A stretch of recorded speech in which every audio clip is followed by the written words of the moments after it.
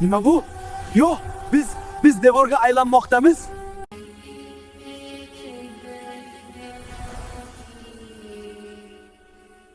Bu joy Fotoapparat hech qachon yolg'on gapirmas, yoki Aziz hamisha shunday ishonardi. Lekin Tilla qori madrasasi soyasida uchburchakni to'g'rilab, oltin gumbazlarning oy nurining so'nggi nurlarini korib, balki kameralar juda ko'p ko'rayotgandir. Tarix burmalarida yashirin qolishi kerak bo'lgan narsalarni faqat uzoq-uzoqlarning duolarida pichirladi.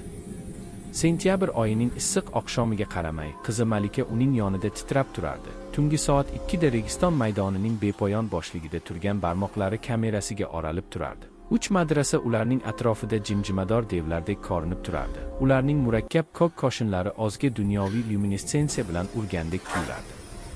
Aziz, eshitdingmi? Deb pichirladi Malika. Uning ovozi qadimiy maydon bo'ylab o'tayotgan chol shamoli ustidan zo'rga eshitilib, qum hidini va boshqa narsalarni unutilgan marosimlarda tutatqidek qadimiy va shifobaxsh narsalarni olib yurardi. Aziz buni ham eshitib, o'zining xayoliga o'xshab qo'ymoqchi bo'ldi. Qo'shiq kuylayotgan bolaning mayin, gamgin ovozi, Sherdor madrasasining chap tomonidagi chuqur joydan kelayotgan notanish, ammo hayratlanarli darajada go'zal ohang. Bu yerda hech kim bo'lmasligi kerak, dedi Aziz, kamerasini ko'tarar ekan, qo'llari qaltiraydigan instinktiv qo'rquvni kasbiy qiziquvchanligidan ustun qo'ydi.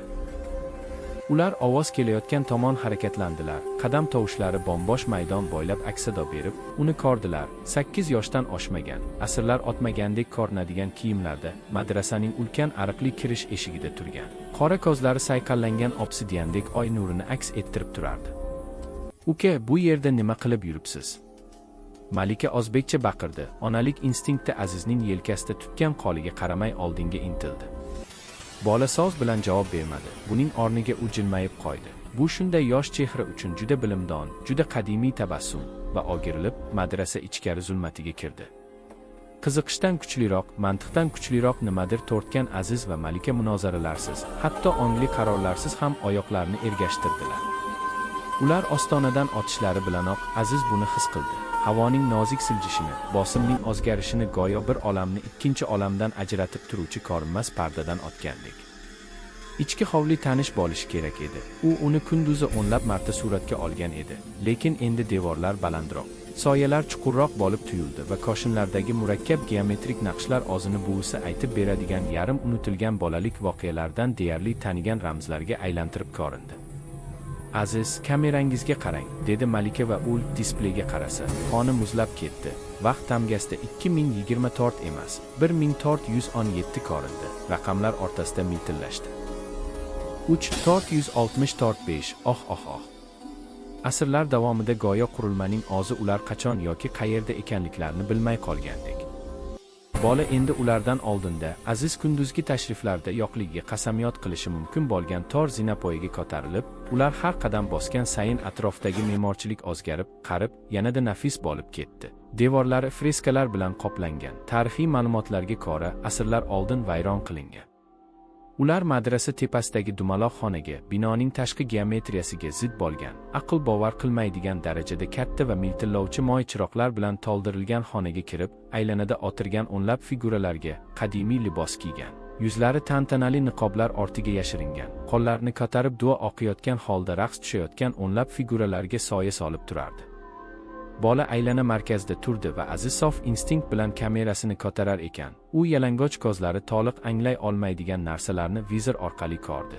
Erkaklar shaffof, qiyofasi issiq sarobdek tebranib, qo'shiq aytishlari ostida. Chunki ular hozir qo'shiq aytishardi. Toshdan chuqur ritmik tovush eshitilardi, go'yo tosh shovqini eshitilardi. Boshqa bolalarning ovozlari 500 yil oldin dahshatli tarzda noto'g'ri bo'lgan marosimning aksadolari. Hozir ketishimiz kerak. Aziz Malikaning qo'lidan ushlab oldi, lekin u zinapoyaga o'girilib qarasa, ular g'oyib bo'ldi. Ularning o'rnini o'sha harakatlanuvchi geometrik naqshlar bilan qoplangan mustahkam devor egalladi. Ular endi qadimgi arab yozuvida aniq so'zlarni hosil qiladi. Eshik ikki tomonni ochadi, 60 unga tegishli narsani qaytarib chaqiradi. Malika yiglar, kamerasi asabiy barmoqlardan tushib ketar. Aziz esa uning kiyimlari o'zgarib borayotganini, zamonaviy libosining matolari o'rta asr olimining og'ir Liboslariga aylanib, isloh qilinayotganini dahshat bilan anglab yetdi. O'z qo'llariga qarasa, ular yoshroq, kichikroq, bolaning qo'llaridek ko'rindi. Niqobli figuralar birdek ko'tarilib, dahshatli maqsad bilan ularga qarab harakat qilishdi va nihoyat ularni bu yerga yetaklagan bola, ovozi son-sanoqsiz boshqalarning shivir-shivirlariga o'xshab gapirdi. Har 50 yilda bir davra tugallanishi kerak. Marosim ishtirokchilarini talab qiladi va siz chaqiruvga javob berdingiz.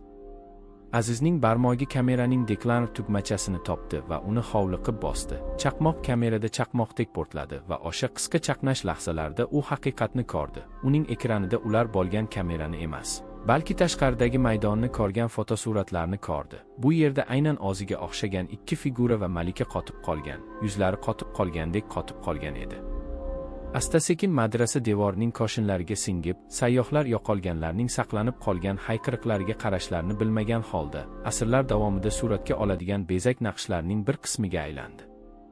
Azizning zulmat uni butunlay qo'lga kiritishidan oldin eshitgan so'nggi narsa kamerasining 500 yil o'tib toshpolga urilishi bo'ldi. Ertasi kuni ertalab 2 yosh fotograf Registon maydonida qimmatbaho asbob-uskunalarni tashlab ketishgani va xotira kartasidagi so'nggi fotosuratlarda nima uchun bo'lmasligi kerak bo'lgan bosh kameradan boshqa hech narsa ko'rinmasligini hayron bo'lgan. Qoriqchi tomonidan topildi va nima uchun u geometrik naqshga diqqat bilan qaradi. Madrasaning sharqiy devorida qadimiy koshinlar ichidan jimgina qichqirayotgan ikki yuzni deyarli sezish mumkin edi.